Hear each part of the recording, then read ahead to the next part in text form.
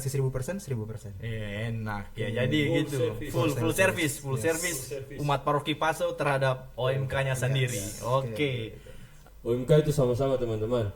Yang sendiri itu jomblo.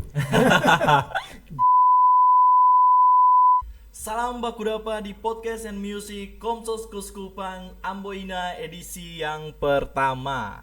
Oke, di kesempatan edisi yang pertama ini Komsos Kuskupan Amboina mengundang teman-teman dari orang muda Katolik yang ada di paroki di wilayah Kota Ambon. Dan di edisi pertama ini juga Katong akan banyak berbicara, banyak berdiskusi dengan tema bangga menjadi orang muda Katolik. Dan tentu saja di sini ada bintang tamu yang Katong undang dan yang berkesempatan hadir di hari ini di podcast yang pertama ini adalah teman-teman dari OMK Paroki San Jose Paso. Oke, sebelum Kotong lanjut lagi ke pembahasan diskusi soal OMK ke depannya bagaimana, Kotong perkenalkan diri dulu. Dari sebelah kanan Beta, nama siapa, terus ada mungkin jabatan-jabatan dalam OMK kah? Silakan. Oke, terima kasih. Selamat malam, Bung. Jadi, Malam. perkenalkan teman-teman semua, Beta Farano Batman Lucy, Beta Ketua OMK Paroki Santo Yosef Paso. Beta mahasiswa, status Taken. Oh, taken kontrak. Terima kasih. Oke. Next. Oke, selamat malam Bung berdua. Selamat malam teman-teman. Perkenalkan, Beta Andrew Leonam, biasa dipanggil Andrew saja, Andrew saja. Tapi tidak Andrew saja, tapi Andrew. Gitu ya. Oke. Sudah cukup lama juga di OMK, terus status sekarang masih single juga, dan profesi sekarang sih pekerja swasta. Oke, jadi di sini ada teman-teman OMK dari San Jose Paso, ada Ano dan juga ada Andrew. Oke, next kita akan saling berdiskusi, berbicara panjang soal OMK. Ini Beta mau tanya dulu ke Ano dulu. Sejak kapan Ano menjadi seorang OMK atau maksudnya bergabung di OMK ini dari kapan pastinya gitu, yang resminya lah, istilahnya resmi lah Beta ada di OMK dari tahun sekian. Kalau dari Beta pertama gabung resmi jadi anggota OMK itu tahun 2018. Oke, kalau Ano dia dari 2018 masuk di OMK. Kalau Andrew? Kalau Beta sendiri Kayak tahun kayu gak Pak? kalau bilang tahun sih teman-teman sekalian sudah cukup lama di OMK San Jose Paso, ya berkecimpung dari tahun 2010 sampai 2023 sekarang. Sampai 2023. Ini berapa tahun tuh? 13 tahun. 13 tahun. Jadi apakah teman-teman yang lain bisa selama itu? Nah, itu. Jadi mungkin Andrew dia puas-puas mungkin dengan dia pun masa muda. Yes, tepat sekali. Oke, next ya teman-teman. Untuk Ano ini kan dia kan seorang ketua OMK Paroki Paso. Sejak kapan ini? Kalau masih ingat pelantikan sama pemilihan dulu dan pelantikan itu kapan itu? Beta pemilihan itu di bulan Juni tahun 2022, terus dilantik bulan September 2022 juga. Oh, jadi Juni akhir baru pelantikannya bulan September. Jadi persiapan yang cukup panjang sampai pada saat pelantikan. Oke, next kita mau tanya untuk Andrew. Andrew kan sulama nih, OMK sulama cukup lama nih. Jadi ini Beta mau tanya istilahnya tanya lebih mendalam, pasti karena Andrew sudah lebih tahu tentang OMK gitu toh. Jadi Andrew maksudnya apakah bangga menjadi OMK yang cukup jenjang waktu yang cukup lama begitu toh? Jadi bangga kasih jadi seorang OMK, dan tujuan ada di dalam OMK tuh apa? Oke.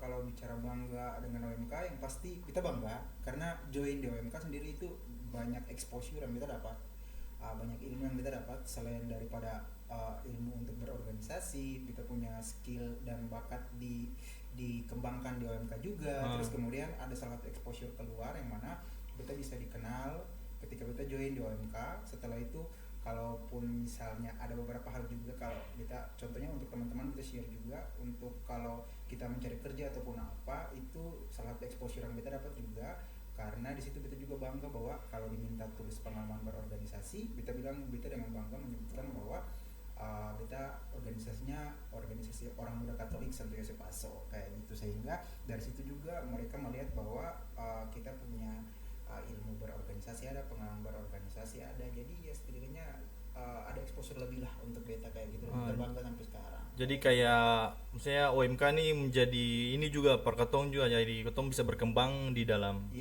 OMK juga. Peran penting, organisasi OMK memegang peran penting dalam beta punya karir sampai sekarang. Oke, mantap. Jadi OMK jelas. Ya, jelas. Oke, kalau Ano gimana? Kalau beta sendiri, kenapa sampai bangga jadi OMK? Kalau menurut beta, katong sih punya alasan untuk tidak bangga untuk menjadi seorang OMK, teman-teman. Jadi memang ada 1-2 alasan mungkin yang bikin katong minder jadi OMK. Contoh, katong ini minoritas di lingkungan. Contoh di Kota Ambon sendiri, di lingkungan wilayah Kota Ambon sendiri, atau mungkin minoritas. Itu mungkin jadi 1 atau 2 alasan yang bikin katong sampai minder. Aku bahwa katong ini OMK. Tapi teman-teman, di balik 1 alasan itu, katong punya beribu-ribu alasan untuk bangga menjadi OMK. Terutama katong ini Katolik, bos. Jadi harus bangga. Katong punya banyak alasan untuk bangga. Sehingga ada alasan untuk tidak bangga, teman-teman. Terus selanjutnya tujuan. Beta tujuan masuk OMK pertama itu untuk ikut-ikut pelayanan. Tapi seiring berjalannya waktu dengan pelayanan yang terus menerus, kemudian keahlian, bakat mungkin yang terpendam dulu itu semakin diasah, beta jadi dapat tempat. Jadi beta pembakat itu sing sia-sia, sing terbuang percuma begitu. Andai saja waktu itu beta sing masuk OMK, beta sing asa beta pun talenta di OMK, mungkin beta sing bisa seperti sekarang begitu. Oke, jadi memang harus bangga lah. Jadi teman-teman semua OMK harus bangga. Bangga menjadi seorang OMK. Oke, next lagi masih dengan Ano, tanya untuk Ano. Menjadi seorang ketua pasti sesuatu yang sangat sulit, walaupun mungkin teman-teman yang lain pikir bahwa jadi ketua OMK itu gampang. Beta juga pertama kan berpikir begitu leh. Jadi ketua OMK pasti gampang lah, tapi ternyata pas jadi itu banyak hal yang ketong pikirkan lagi. Ada yang ketong pikirkan, yang ketong pikirkan ke depan, tapi sing jalan mungkin sing pemikiran dengan teman-teman yang lain. Mungkin seperti itu. Nah, apa nih tantangan? Menjadi seorang ketua untuk kayak melihat teman-teman OMK yang lain, tantangan sebagai ketua lah pokoknya. Sebagai ketua tuh memang sebelum jadi ketua itu ketua pasti pikir bahwa ketua itu gampang, ketua itu tinggal suruh, tinggal perintah, jalan ini jalan. Tapi pas datang jadi begini, banyak sekali tantangan, teman-teman. Jadi contoh tantangan itu yang pertama datang dari katong pribadi dulu. Katong bisa mempertahankan katong ego kesing. Katong bisa kedepankan katong kepentingan organisasi di atas katong kepentingan pribadi kesing. Itu yang pertama. Yang kedua, tantangan dari luar. Contoh tantangan dari teman-teman, karena katong akan memimpin banyak orang yang punya latar belakang berbeda, yang punya sifat berbeda. Jadi itu jadi salah satu, bukan tantangan sih sebenarnya, jadi salah satu bumbu-bumbu sebenarnya pemanis waktu masa jabatan itu. Kemudian tantangannya katong harus lebih bisa bangun relasi, komunikasi dengan, contohnya dengan pastor paroki, bapak-bapak, ibu-ibu, orang tua, dewan paroki. Jadi katong sing akan berjalan sendiri. Iya, betul. Setidaknya OMK, karena OMK nih kelompok kategorial, jadi ketong sing bisa kayak ketong berjalan OMK satu tujuan saya untuk jalan. Kalau Andrew gimana? Apa tantangan di dalam OMK sepanjang mengikuti OMK, ada di dalam OMK? Tantangan terbesar dalam OMK ialah menyatukan banyak kepala.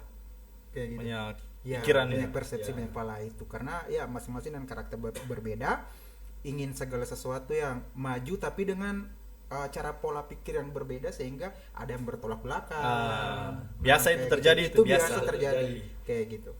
Biasa Tantangannya terjadi di itu sih, yes. OMK mungkin bukan cuma OMK San Jose Paso mungkin, tapi yes. hampir semua OMK kayaknya Hampir punya, semuanya. karena masih dalam proses juga mencari jati diri, apalagi anak-anak muda nih toh. Yes. Oke. Next lagi ada yang orang biasa bilang seperti ini, apa OMK itu adalah tempat mencari jodoh. Terus kalau mau maju OMK harus ada uang, harus ada doi. Terus ada yang bilang bahwa OMK itu adalah kelompok yang hura-hura, minum mabuk dan sebagainya. Pokoknya pemikiran negatif lah terhadap OMK begitu. Kalau dari Andrew, pemikirannya bagaimana atau tanggapannya itu bagaimana dengan statement-statement dari umat, mungkin dari ketemu punya orang tua yang ada di ketemu paroki? Oke. Basically OMK namanya saja OMK ya, Orang Muda Katolik, dan diisi oleh orang muda semuanya. Sehingga memang kalau untuk hura-hura, happy-happy, nah itu pasti terjadi di kita kalangan anak muda. Nah, kayak gitu. Tapi teman-teman sekalian, yang harus kita jaga bagaimana kita happy-happy, hura-hura itu in positive way, sehingga memang stigma-stigma negatif yang muncul itu dia bisa dipatahkan kayak gitu, dan itu memang terjadi dalam keseharian kita. Nah, kalau kumpul-kumpul mabuk-mabuk itu berpulang kepada pribadi masing-masing, kayak gitu. OMK tidak pernah mengajar kita untuk mabuk-mabukan, tidak pernah OMK mengajar kita mabuk-mabukan dan sebagainya. Tapi berpulang lagi kepada pribadi kita masing-masing, kayak gitu teman-teman sekalian. Terus kemudian OMK untuk ajang-ajang cari jodoh. Biasanya kayak gitu ya, ajang cari jodoh, pacaran. Kalau join di OMK sendiri sudah menjaga iman kita, ya berarti kalau saya melihat hal positifnya kalau saya menemukan jodoh di OMK untuk membangun iman saya ke depan, why not, kayak gitu. Nah, tapi segala sesuatu itu berjalan sesuai yang positif, tidak yang negatif. Karena semenjak saya join di OMK, tidak ada OMK mengajarkan hal-hal yang negatif. Bagaimana kita itu berpulang ke diri kita sendiri sih, kayak gitu. Oke, jadi kalau menurut beta lagi, kalau dapat jodoh berarti ya bonus lah. Bonus perkatong juga untuk. Dan kalau ya ada orang bilang kalau ketong punya bunga di dalam rumah bagus, kenapa mesti cari bunga yang di tetangga-tetangga begitu. Nah, kalau dari Anda bagaimana? Kalau dari beta sih untuk menanggapi stigma-stigma negatif dari orang lain yang bisa jatuhkan ketong sendiri. Yang pertama, kalau OMK itu tidak ada bedanya dengan anak-anak nakal di luar begitu. Datang di OMK kumpul-kumpul, pulang sampai larut malam, mabuk-mabukan, itu sama saja kayak orang luar. Ini yang beta mau bilang pada teman-teman, katong harus tetap bangga bahwa katong meskipun ada di titik itu, tapi katong itu punya satu poin yang bikin katong lebih maju dari orang luar yang disamakan dengan katong tadi. Katong punya pelayanan teman-teman, pelayanan itu dong yang punya. Sedangkan hal-hal yang lain itu sama kayak yang tadi sudah dijelaskan Bu Andre, kayak itu bagian dari anak muda. Jadi sing bisa dianggap tabu, hal-hal itu sing bisa dianggap tabu. Jadi katong anak muda memang kembali berpulang ke pribadi masing-masing saja begitu. Jadi beta sih tetap santai kalau ada yang punya stigma-stigma seperti itu. Yes. Oke. Lalu sorry kalau soal untuk kayak senang-senang, happy-happy, hura-hura, terus itu ada kaitannya teman-teman, dengan pelayanan. Teman-teman buka di Matius 10 ayat 10. Apa tuh, apa? Matius 10 ayat 10 itu Coba buka. pelayan patut mendapat upah. Iya, bisa. Yes. Oke, kalau cari jodoh bagaimana? Belum ada tanggapan nih. Kali cari jodoh. Sebenarnya sama saya sih jawabannya, karena ya syukur kalau dapat jodoh, syukur juga kalau tidak dapat. Jadi apapun bersyukur. Iya. Bersyukur sih. Tapi yang lebih buruknya itu kalau misalnya kita melangkah ke sebelah. Oh Ya, iya, paham kan ya? bisa. Kayak gitu. Ya. Mending Jadi Iya. Makanya tadi Beta bilang tadi kalau ada bunga yang bagus di Yes. kotong. Iya. Daripada kita melangkah ke sebelah, Iya. menjual iman kita, ya itu lebih bahaya. Gitu. Jadi ya di dalam OMK pun diajarkan bahwa maksudnya di situ juga bagaimana ketemu iman ini dibina, Yes. begitu, iman dibina gitu, kuat kaseng istilahnya begitulah. Oke, next. Apa kontribusi OMK San Jose Paso di dalam paroki sendiri begitu? Apa teman-teman OMK punya kontribusi di paroki? Dari Anda gimana? Kontribusi OMK itu banyak. OMK itu membantu banyak lini pelayanan yang ada di paroki. Jadi OMK itu seperti warna pemanis, warna pembeda begitu. Jadi di saat orang tua kita, bapak-bapak, ibu-ibu sudah stuck dengan cara-cara mereka yang lama, memang bukan cara yang salah, tapi cara-cara yang dianggap sudah Ketinggalan zaman. Ya, ketinggalan zaman. Nah, OMK hadir di situ. Jadi datang dengan cara-cara baru yang membuat supaya liturgi menjadi hidup dan hal-hal yang lain seperti itu. Iya, dan pastinya sing bertentangan lah Sing bertentangan. dengan liturgi yang sudah ada. Yang sudah ada. Kalau dari Andrew, apa kontribusi dari Andrew sendiri untuk sebagai OMK di dalam paroki? Basically kalau untuk kontribusi sendiri paling berpulang ke yang namanya service, melayani ya. Iya. Nah kayak gitu, jadi kita bersama-sama melayani warga, kita jemaat lah istilahnya, warga umat paroki iya. ya, kayak gitu ya, kita melayani, dan OMK sebagai penggerak kayak gitu. Basically seperti itu sih yang saya dapatkan dari dulu sampai sekarang kayak gitu, dan banyak hasil yang saya dapatkan dari itu sih Iya. kayak gitu. Jadi ya intinya OMK itu mau bilang garda yang paling depan lah. Yes. Kontribusi terhadap paroki ya. Semua OMK pasti punya ini dalam paroki. Selanjutnya berapa persen paroki dari Paso mendukung OMK di dalam parokinya sendiri? Kalau ditanya berapa persen sih, dukungan dari paroki ke OMK itu 100%. Karena paroki Paso itu sangat mendukung OMK. Banyak contoh sekali, banyak contoh. Dari pastor paroki, dewan pastoral paroki, terus umat rukun itu sangat mendukung. Jadi kalau ada kegiatan OMK mungkin tidak bisa disupport dengan dana, tapi pasti disupport dengan tenaga, ya. Iya, betul. dan doa yang sangat pasti. penting. Kalau Andrew bagaimana? Support 100%. Bahkan sampai ada orang tua yang saya dapat bangga ketika anaknya itu berkontribusi di OMK, dan itu membuat orang tuanya bangga sehingga mereka selalu support kayak gitu. Dan itu yang saya dapat beberapa kali, dan kalau bilang berapa persen, kalau dikasih 1000%, 1000%. Enak ya, jadi Full gitu, service. full service Service. umat paroki Paso terhadap OMK-nya sendiri. Oke. Ini ada lagi yang biasa ini terkenal nih, kalimat ini atau kata ini biasa terkenal di lingkungan OMK wilayah Kota Ambon. OMK Kota Ambon adalah OMK paduan suara. Itu tanggapan dari teman-teman bagaimana? Dari Andrew bagaimana? OMK adalah anggota paduan suara ya. Maksudnya kayak pemikirannya bahwa mention dari orang itu bahwa OMK itu adalah kelompok paduan suara. Artinya bahwa cuma khusus mentok di situ sah. Paduan suara sah. Iya sih, memang mindset stigma orang seperti itu. Tapi pada dasarnya ketika kita join OMK itu bukan cuma tentang paduan suara, Bapak Ibu sekalian, teman-teman ya di luar sana. Jadi OMK itu bisa sebagai suatu wadah untuk mengembangkan potensi yang kita miliki, bukan cuma paduan suara, tim futsal, tim voli, pokoknya olahraga ataupun bakat-bakat lainnya yang bisa kita kembangkan di OMK sebagai satu wadah. Jadi bukan cuma choir. Jadi kalau mau join di OMK ada stigma yang muncul kan, kalau join OMK harus tahu nyanyi. Iya betul. Jadi gitu. banyak orang sih mau gabung karena itu tuh. Banyak orang sih mau gabung. Harus ada tahu menyanyi baru bisa gabung OMK.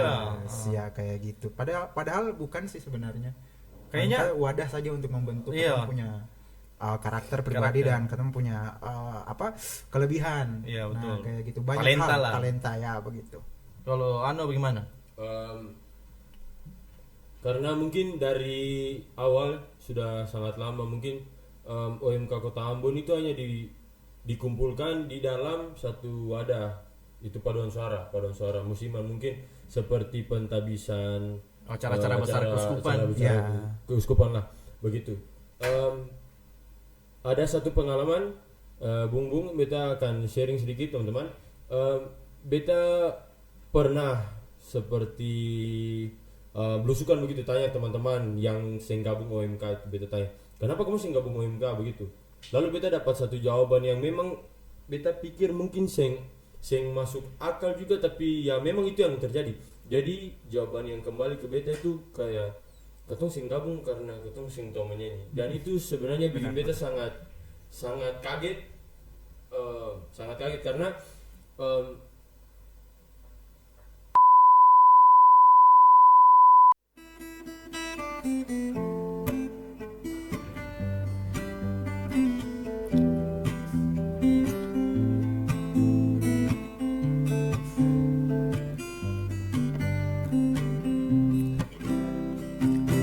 telah lama ku cari-cari teman hidup yang lebih pasti, hidup penuh kemesraan setiap hari. Suatu saat Yesus temukan ku dengan dirinya, melayani Tuhan bersama-sama.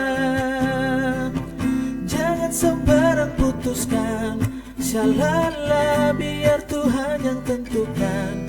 Shalala, pasangan yang istimewa. Shalala, takkan membuat kita kecewa. Jangan bosan untuk nantikan. Shalala, siapapun pilihan Tuhan.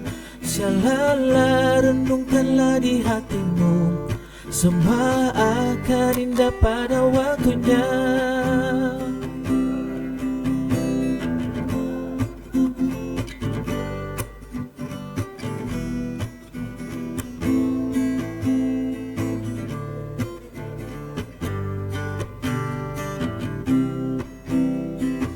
Jangan sembarang putuskan, shalala, biar Tuhan yang tentukan. Shalala, pasangan yang istimewa.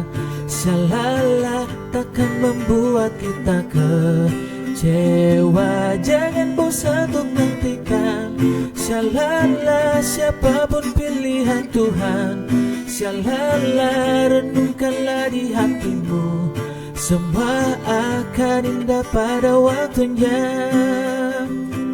Renungkanlah di hatimu, semua akan indah pada waktunya.